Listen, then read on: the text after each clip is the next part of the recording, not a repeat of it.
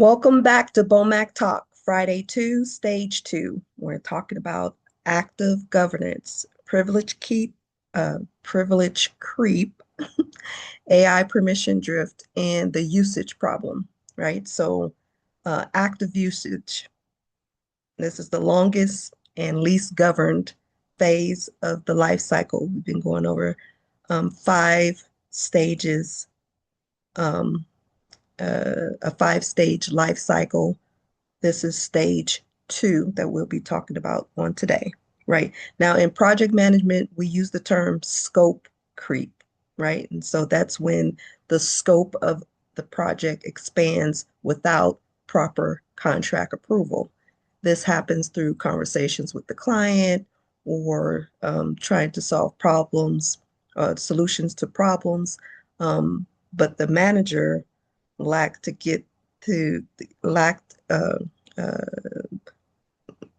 lack to get a proper signature or documentation of the approval of a scope change, right? And so we call that scope creep when things are happening and they haven't been confirmed, right? So this situation jeopardizes project budgets, client trust, and fair compensation for all parties. I recall there was a firm in Atlanta that had scope creep that um, hadn't been invoiced over a year.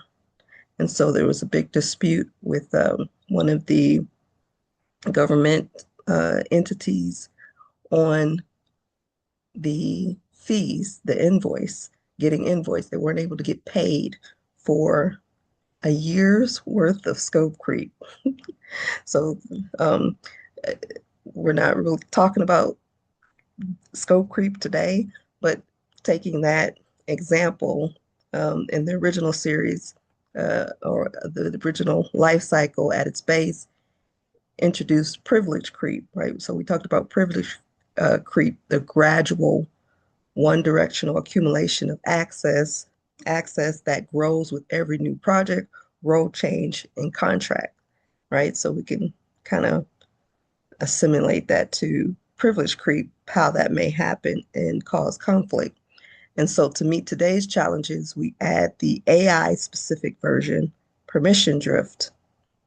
And while privilege creep is slow and mostly passive, AI permission drift moves faster and hides in a governance blind spot that most identity management tools don't cover, right? None that we know of so far. But if you know of some, hey, put it in the comments, put it in the chat, send us a message.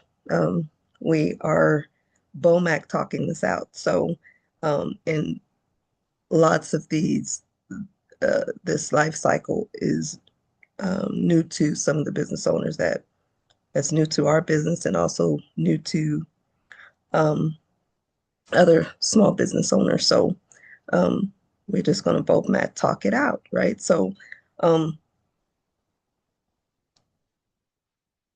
let's talk about privilege creep or define it a little bit more. So, as we said, this is the gradual accumulation of access rights and digital assets beyond what a person's current role requires. It's driven by incremental additions over time without, that corresponding removal. So gradual is the key word. This is not a dramatic breach. It is a quiet, just organizational failure to maintain least privilege access, right? So the typical arc, year one, a consultant joins with baseline access. 6 months in, they're on a second project. New client folder added. A year in, the first project wraps. Old folder access never removed. Year two, promotion, new system access provisioned. Old access has not been reviewed. Year three, team lead, the human capital system Access added, the finance channel, maybe access is added. Strategy document, access is added. None of the previous access is touched. By year 3, this person has access to completed client files, human capital records, the finance channel, um, the full internal strategy library, and every tool accumulated along the way. Their current role may justify 20% of that. The other 80% is like an orphaned privilege, right? And so, um, one example of this, just from a project team perspective, as a project manager, I had a conflict where some files were being modified um, uh, without permission, and so uh, these access privileges weren't tiered. Everyone on the team or everyone in the firm were given free access to the whole drive, except for maybe some administrative tiers. And so, like accounting or um, uh, operational types of things, but actually in technology types of areas. And because of that, it was hard to it made um, governance and oversight on the project. It presented some challenges. Um, so the solution to that could have been to have um, the least privilege access so that individuals would only have access to certain folders or certain areas of the project, um, uh, and only projects that they are working on, or drawings that they're only working on, or different files that are particular to their portion of the project. Um, and so AI, in this and if this is already happening within managing projects on a human capital level, AI permission drift introduces uh, uh, these three mechanisms make the AI version faster, right? One, AI tools are designed to request more access incrementally, and each request looks reasonable in isolation, right? Two, AI integration permissions are invisible in standard identity management tools. They don't appear in the same access reviews as system and folder permissions. Three, agentic AI systems can request access autonomously as part of their workflow, logging requests in their own systems where no human oversight process exists, right? So this is very different. It's intangible versus tangible ways to which you can monitor it. So to introduce a little bit, um, introduces additional challenges, right? So we talked about this before, using AI to audit AI, right? And so the governance paradox that we hope work, right? So the governance paradox worth making practical, right? AI tools are extraordinarily well suited to detecting exactly the kind of access anomalies and permission patterns that AI permission drift creates, right? So you created it, you're gonna use AI to kind of fix it. And so the same capability that makes AI tools good at synthesizing large data sets and research and um, pattern recognition across high volumes and data is precisely what's needed to audit access logs at the scale modern organizations as we are responding to this disruption with agentic systems uh, in at the pace that we generate them, right? So what could AI assisted access audit look like in practice, right? So we're going to BOMAQ talk that out because it will present frameworks here and they may be applicable in some cases, and in some cases they should be modified, right? Modified. So we're just going to kind of BOMAQ talk it out. What an AI assisted access audit looks like in practice, the inputs, the access log data from your identity management system, whatever that may be, the API permission logs from your AI tool integrations, the ones that you choose, the usage logs from cloud storage and communication tools, if you use cloud storage, right? And the communication tools that you use. And then we introduced the role access blueprint, which would be a combination of job descriptions, um, uh, and role definitions for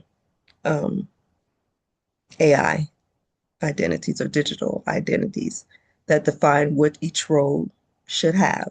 The AI system processes these and produces every identity whose current access profile deviates from their role access blueprint, which, uh, um, like I said, which is defined either in their job description or their role definition, right? Ranked by um, a deviation magnitude, right? The risk involved. So every AI integration permission that doesn't appear in any role access blueprint, job description, role definition, shadow AI access granted outside of formal provisioning, right? So um, these are flagged for access patterns that deviate from an identity's established baseline, a priority queue for human review, right? So the AI is assisting humans to be able to identify these at the pace of AI. And we're still of the mindset that, right, um, project management is uh, for technology and change management is for um, human capital, right? And so, um, in the process of conducting this change management in the life cycle, uh, we introduce new frameworks to manage projects, to modify processes, and to improve operations, right? So the human reviewer then makes these judgment calls. Is this deviation justified? And should the blueprint be updated or should the access be removed? And AI does the synthesis, right? Human, the human makes the decision. That division of labor makes a quarterly access review manageable at scale, right? Um, and this is additional work because even like with the website, we have an AI process that is creating these marketing plans. And so the AI is synthesizing different changes to the website or updates, providing updates based upon some changes that we have made. And um, it has to be reviewed. It has to be compared to the previous marketing plan. There's work involved there. AI is doing it at the pace of AI, but then the human review uh, may not, will not be at that pace, right? So their judgment call, it will take times. It will not be within 60 seconds or, you know, 5 minutes, those types of things. Um, the analysis will take more time. Uh, but with the assistance of AI, you can expedite that as well, right? So um, a separate AI context audit addresses category three category three AI dimension. What sensitive information has been ingested into the AI systems, and is that ingestion consistent with the firm's data governance policies? For each AI tool in use, the audit asks, what data has this tool accessed? Where is it stored? Is any of it subject to client confidentiality, regulatory protection, or contractual restriction? Is it stored under an individual's employee's account, personal account, or individual's employee's account, or individual's personal account, or an organizational account? For most organizations running this audit, right, the first time, we will be in that group, right? As we are creating these AI products, we will have to come behind that and and uh, take our own advice, put the system in place, see how it's working, right? Um, and conduct these audits for the first time. The findings, how um, you chart through the findings will be uncomfortable as you are being introduced to these new frameworks and these new systems, right? So, um,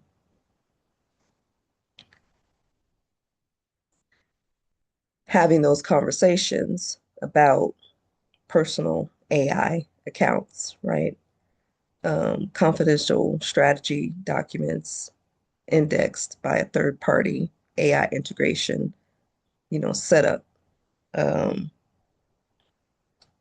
2 years ago and never reviewed.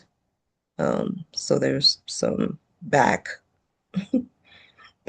whether the audit should start, day one, or if you actually have to backlog and correct some items, right, that have never been reviewed. Um, then sensitive human capital data ingested by a productivity tool nobody knew was capturing it, or maybe that with everyone introducing AI, maybe that productivity tool now using AI is capturing items that it didn't capture before, right? So um, we in trying to upgrade some of our processes, we tested out a couple tools and uh, automated them, or connected them with a tool that we were already utilizing. And so we um, did a practice test um, with a sensitive document that we were um, using, that was part of the firm's um, documentation. And so as we're going through the process, we're like, okay, we connect these, they're talking to each other, that's working and everything. But there was a challenge um, to which, we didn't like, so we abandoned the process. And so we went to um, old and tried system and framework, because we needed to get it done. The new process was taking too long, um, and we hit a snag in that process that we didn't like, so we retreated. And so, but within the retreat, um, we did an internal audit on some of the uh, uh, connections and permissions that were given in a certain account. And then we realized, hey, we didn't disconnect those two services or those two services. And so then when we disconnected, um, both services contacted us. And um, in a way that we realized the AI had been communicating with throughout that time, that we had actually forgot about it, right? And so um, this governance principle uh, is very important, because now one service wants to advance us into a direction to which we don't want to go, and then the other service um, offered uh, opportunities um, that are appealing, um, but doesn't quite fit. But in understanding that in that short period of time of permissions, that AI was running around rampant and had come to a conclusion as to what we needed. And then when we disconnected based on its conclusion, um, uh, began to try to upsell us, cross sell us, to get us to reconnect um, uh, that or re-grant that provision or those permissions or that access, right, which was denied. But it did make us aware, like, oh, well, as soon as we make a decision, we need to uh, uh, retract permissions and deprovision and cut the access um, right when we make that decision, right? And so um, this governance principle, AI assisted access audits, it's not really surveillance, um, but it's part of those. What we got uh, core for the boundaries, right? It's that safety, that security, core seven boundaries, setting healthy boundaries, uh, right? So um, here we're talking about pattern matching, comparing what access exists against what access the role requires, right? Or what has been decided, right? So in that instance, we felt like we don't want to give these systems that kind of access. Um, Even when the role requires it, we felt like we needed a better boundary, right? And so, and the activity after the access was declined confirmed confirmed our thought, because we're like, okay, yeah, that was too much access, right? So the output is a priority, you know, the output is the priority queue for human judgment, right? So in our human judgment, we said no, this that we don't have. We like the firewalls. Um, we like the boundaries um, that we had previously, um, and uh, we decline this access, right? And um, so with human judgment, that automated enforcement action um, creates the human judgment creates that boundary, so that uh, only automations with the right permissions are being enforced into action, right? So AI does the synthesis, the human owns the decision. That accountability and that responsibility still lies with human decision, right? And so um, AI governance uh, becomes even more important. The planning, right? Because I'm a planner. I got a plan to the plan and backup plan to that plan. And so governing AI and how that works um, within the firm, and then all the industries with the industries to which we serve. Um, it is worth BOMAQ talking about. Got to talk about this. We got to talk about this, right? So, what could the governance calendar look like? AI edition, right? AI edition. The governance calendar, monthly automated log review, quarterly structured access review, annual comprehensive audit. That's kind of in line in how we have our quarterly um, reports, our annual reports, usually 120 days. We usually only on is project based. So if project based on the the particular project that we were working on was 120 day, about 120 day project. Um, um, and it was an informal project schedule, right? And so at the end, after we complete that project, this is when we kind of went back and said, okay, let's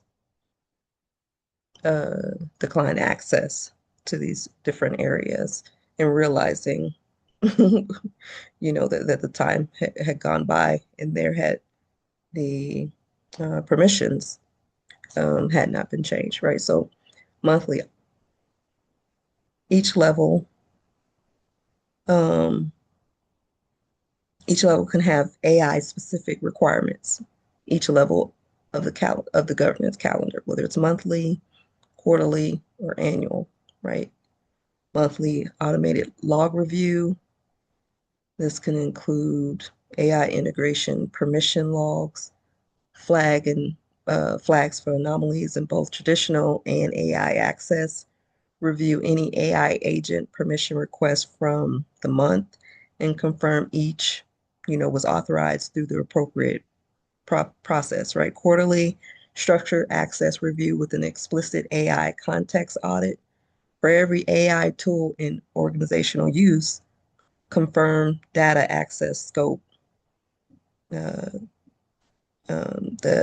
the data access scope is consistent with current role requirements or role definition, job descriptions, those type of things. Confirm sensitive data ingested into AI systems is covered by appropriate, firms policies, whatever those may be.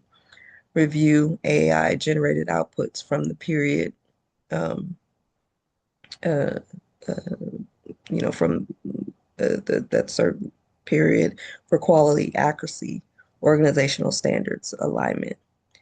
Then annually, you could do, right? We do frameworks. We BOMAQ talking out what a framework might look like, right? So annually, comprehensive digital asset audit, including a full AI asset inventory, right? Because now we got digital assets in our inventory, new digital assets created by AI that may have conflicting um, ownerships, right? So review the firm's entire AI tool set, not just the approved list, but the actual tools in use across the team, including uh, shadow AI, AI being shadowed, up, update those role access blueprints, job descriptions, role definitions to reflect current AI capabilities and requirements, the AI that you're utilizing that's applicable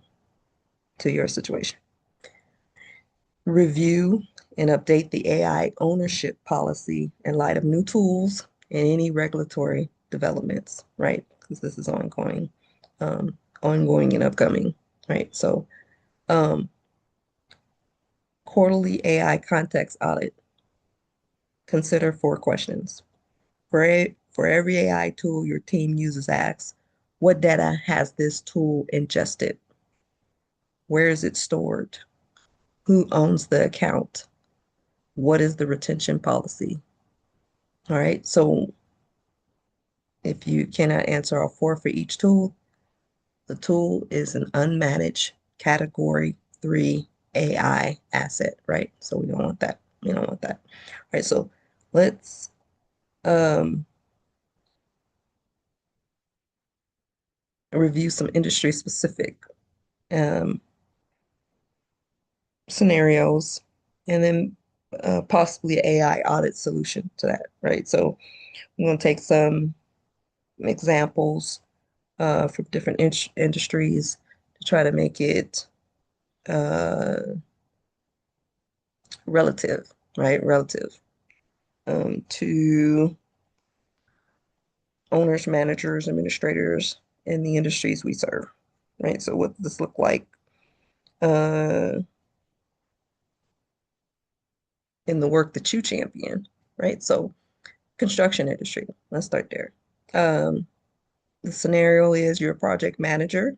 Yeah, project management has gone mainstream. So every industry that we serve has a project management role definition, possibly digital twin, um, AI digital twin, um, as well as a project manager job description, right? So, um, construction industry, project manager, managing projects in construction, oversees a stadium built in 1 year. Year one, gaining access to structural blueprints uh, or contract, we don't call them blueprints anymore, they're construction documents, right? So subcontractor billing, city zoning portals, right? In year two, they moved to a small commercial office renovation. However, they retain their master access to the stadium network, right? And this is typical in construction firms. So we're introducing recharting familiar territory, but in the AI era, right? Um, because a human capital project manager and a digital twin project manager um, may or may not have different access requirements um, just based upon the system that they're operating in, the process that they're operating in. So, meanwhile, an AI-powered safety scanning tool used on site autonomously hooks into the company's human capital directory to map workers' certifications, expanding its own network footprint, right? The AI audit solution, right? Because now this is a hybrid situation where you have human and AI powered um, tools working in unison to complete a process. And so the AI auditing, um, consider consider this AI audit solution. The auditing AI automatically cross-references the manager's current project roster. It's the human capital project manager. It flags that they haven't opened a stadium file in 6 months, placing them on a revoke access list. Simultaneously, it catches that the safety scanning tool has bridged into the human capital directory, flagging it as an unauthorized shadow AI integration and alerting the chief uh, safety officer to disconnect it, or the um, senior project manager to disconnect it, or the construction manager to disconnect it, whoever within your organizational um, organizational structure or your project uh, management structure, um, project team. I'm sorry, project team structure for that particular project to disconnect it, right? Who's ever doing the administrative portions of that, right? Oversight, right? Okay, so example there.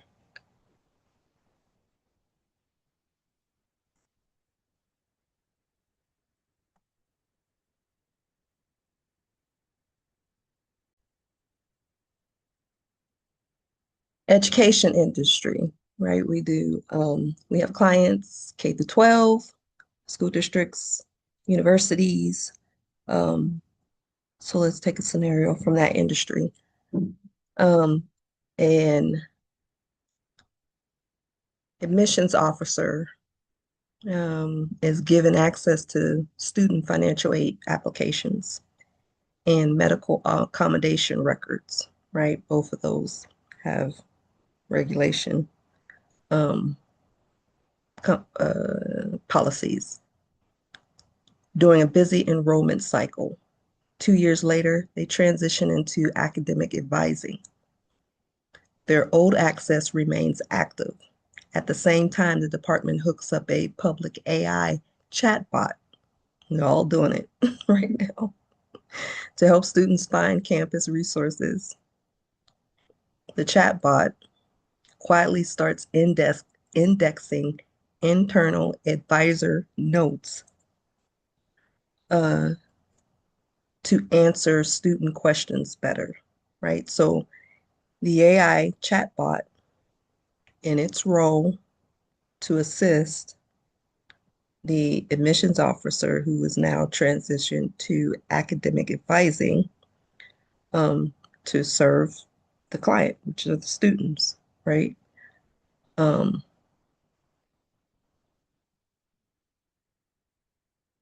in addition to the AI audit, right, there's some uh, regulatory permissions that, in terms of student financial aid, um, disclosures, and medical accommodation records, right? So um, both of those heavy in policy. So just an AI audit solution for you to consider. The system should detect the employee's department change or their role definition change in the human capital portal and flags that the academic advisor should not have continued access or have active hooks into the financial aid databases, queuing it for immediate hum, uh, human removal, right? So if the AI doesn't have the capacity to follow up on the audit to remove the access, then the um, a, a human should do a removal. And this is important. This has happened at a university before, where an individual in human capital got promoted to in the Department of Alumni, right? And so they were using their um, access, still using their access into human capital from their human capital role um, in the new position, which was inappropriate. So an individual who was um,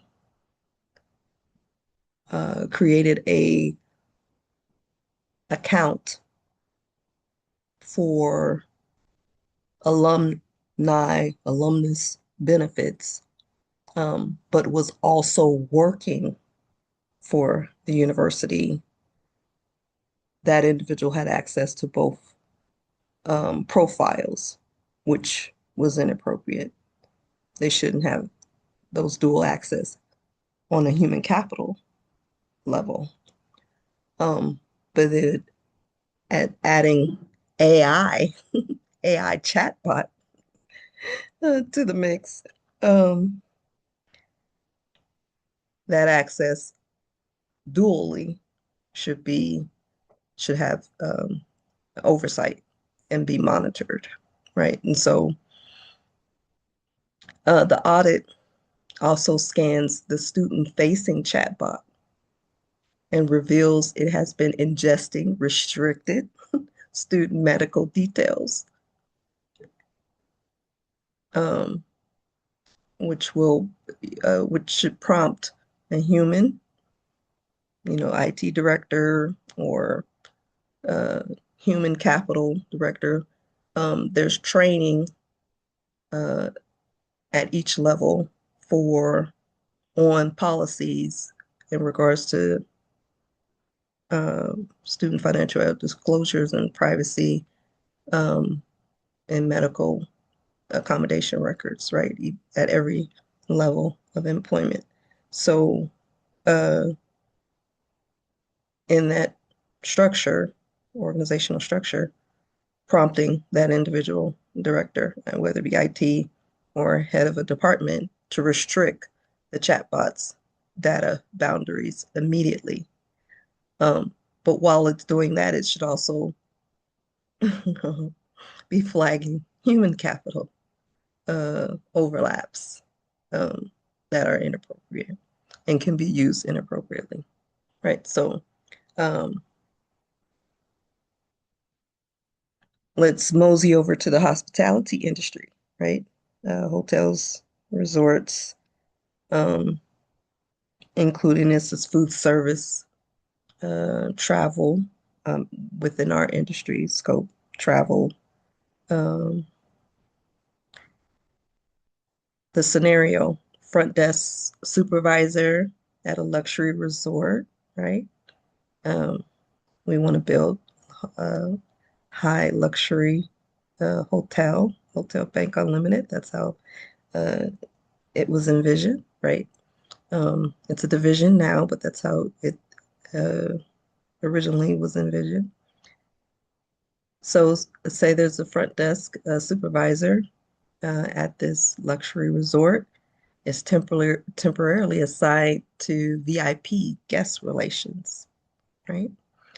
I want to take care of our VIP guests. And so gaining access to celebrity dietary needs, passport copies, and Black Card billing data, right?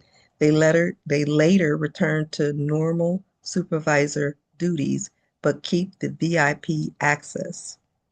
Concurrently, the hotel implements an AI revenue management tool to optimize room pricing. The tool autonomously links to the resort's spa and golf booking platforms to track guest spending habits, right?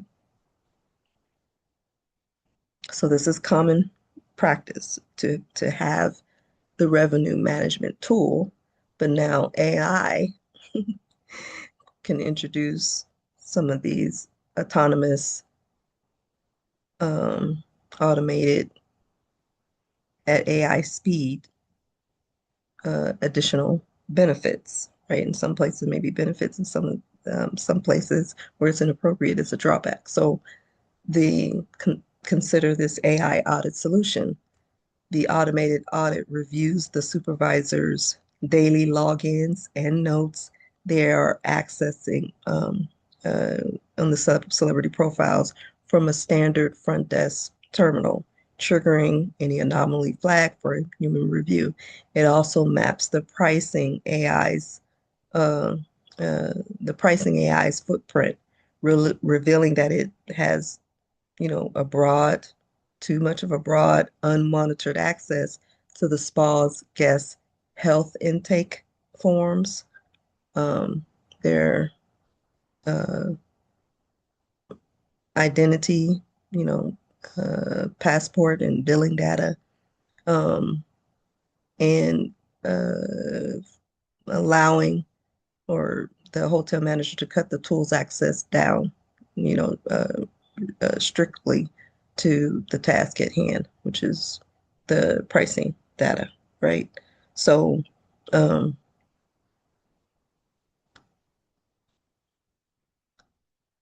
let's take an example from for facilities management. Facilities management, a maintenance technician handles smart HVA systems. Um, they may be rooftop units, security alarm um, programming for that's a high security government research facility, right? And so then that maintenance technician gets reassigned to a standard commercial business park. but maintains their master digital keys to the government facility, right? To make scheduling easier, they paste the government's facilities floor plans into a free AI tool to plan out optimized repair routes, right? So to assist them in uh, efficiency, effectiveness within their own job, they use a free AI tool to plan out repair routes, right? So consider this AI audit solution, right? Whatever is applicable to your situation. The quarterly context audit scans for data leaks and instantly catches that restricted government building floor plans have been uploading to an external personal AI account, right?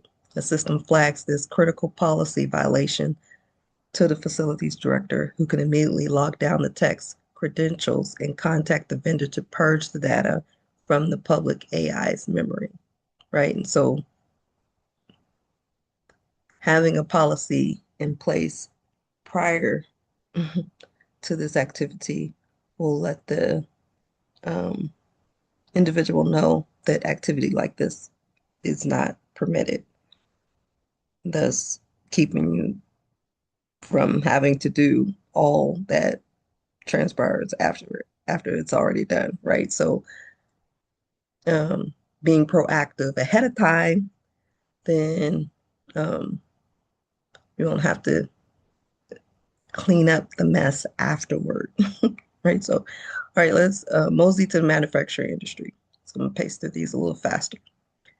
Um, Quality control engineer on a proprietary automotive parts line uses an AI assistant to analyze machine failure logs. When the engineer is transferred to a standard consumer plastic division, they take their AI assistant with them. The AI's vector memory still contains proprietary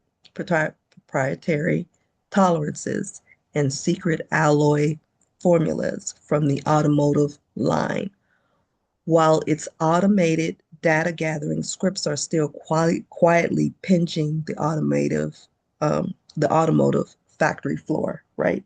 So consider this AI audit solution. Doing the monthly log review, the auditing system notices data requests coming from a consumer plastics terminal into the secure automotive server infrastructure.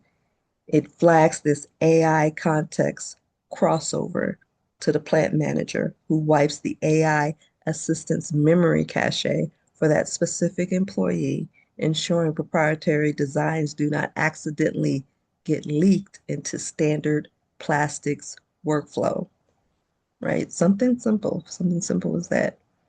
It's not even, we're not even talking about big stuff. This is like little stuff in our already uh, processes that we already conduct per industry that are shifting slowly but surely. Just little things. There's little things. These are big things. These are little things that can become really huge problems, right? And so let's tip over into the software engineering and product development industry, right?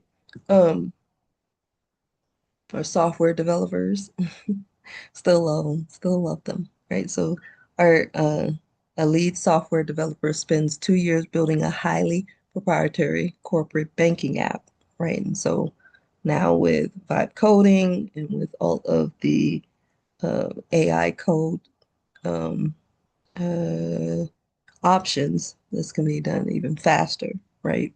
And with on the front end and with our MVPs and with our prototypes. But then eventually on the back end, um,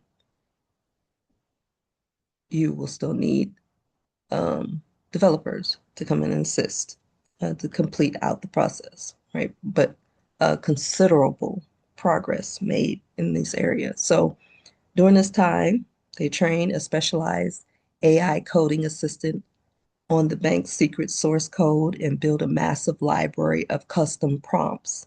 The developer then gets transferred to a completely different project building a public-facing corporate website, taking their personal AI assistant profile and its memory with them, right? So consider, the situation and this is happening, right? We are simultaneously building um, specialized products and the firm's website at the same time. So this is, and AI is assisting along that way, right? And so this is a scenario that's not uncommon, right? So consider this AI audit solution. The annual digital asset audit maps the developer's AI workspace during the team transfer. It identifies that the developer's active AI prompt history and vector memory contains secure banking source code that does not match their new public website um, role. And so the system automatically prompts the engineering manager to wipe the developer's local AI cache by simultaneously archiving and transferring their custom prompt library to the incoming banking app team so the institutional knowledge is not lost, right? And so it's really going to be a human judgment call because in the case in uh, applicable to us, the products are often integrated with the website. And so they need to overlap. They need to overlap. They need to integrate. They need to be able um, um, to have the same train of thought. And to do that, you may need to use or have uh, the same, have those conversations, be um, have that AI memory, right? So this is it's a human judgment call whether those permissions should be granted and whether it makes sense to the role, to the project, to the situation, right? So um, last but not least, let's go to the healthcare administration, health tech um, admin management. This scenario, a medical billing specialist starts at a regional hospital group. In year one, they handle billing for the radiology department, gaining access to patient medical scans. In year two, they cover a staffing shortage in the pediatric wing, gaining access to children's medical histories. In year three, they are promoted to a team lead role, granting them access to the hospital's internal human capital and payroll database, right? Um, the AI audit solution through the quarterly structured access review automatically runs the employee's active login permissions against the hospital's job descriptions and role definitions, right? The role access blueprint. And so the system immediately flags that a payroll team lead retains active file access to radiology scans and pediatric health records. It places this 80% of orphaned privilege into a high priority queue for the compliance manager who strips away the outdated clinical access with a single click while leaving the necessary human capital permissions intact. And this is this is a common problem, just on a human capital level, just human capital. We're not even talking AI yet, just human capital altogether. Um, Within this industry, the access is not gated, and it should be. Um, the only individual who should have uh, permissions, by permission, have access to all medical records is the family physician, right? Um, And that's my opinion. That's my opinion. But that's not the case.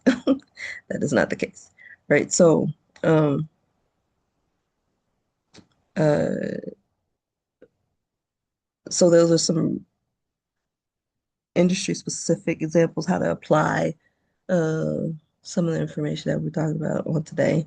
And we can go on and on and on. But we need to get to stage the second hour on um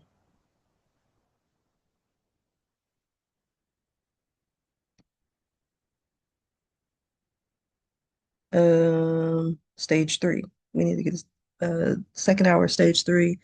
We're talking about modification, internal transfers, and role changes. The stage where clean governance gets stress tested by organizational complexity, and the stage with the new AI specific failure mode. What happens to the AI context, the prompt library, the vector memory, the AI generated work products from the old role when someone changes assignments, who inherits it? Does it carry client confidential context to the new engagement? Can it? Should it? Right? Let's BOMAC talk that out, some of the modifications. Stage three, right? We just completed stage two. In the second hour for today, we'll talk about stage three. So y'all come on back now. Next hour, new video, right? First hour, in the second hour, have two different videos. So BOMAC Talk, join me in the next hour after the break.